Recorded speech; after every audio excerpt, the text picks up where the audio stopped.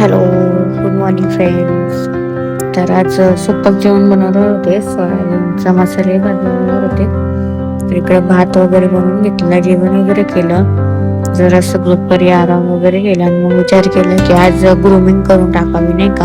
माझ्याकडे खायच्या पानांची वेल आहे, तिला भरपूर तिची पानं मोठी होत नव्हती आणि भरपूर सारे काळेसे डाग पडले होते. म्हटलं तीच करावी आधी. मग ती व्यवस्थित करून घेतली. बाकीचे पण जे झाडं होती त्यांची पण वरची ग्रूमिंग केली. आणि नाही का ते पानाचं झाड मस्त आहे, खायच्या पानाचा वास मस्त आहे, तो माहिती आहे का त्याचा.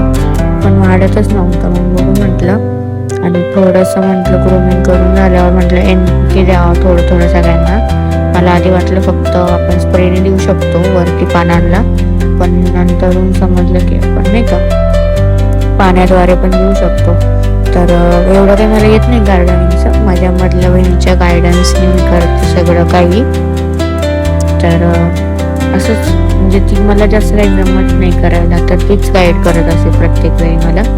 भरपूरशी पानं खराब होती, भरपूरच खराब होती, 2-3 चांगली होती.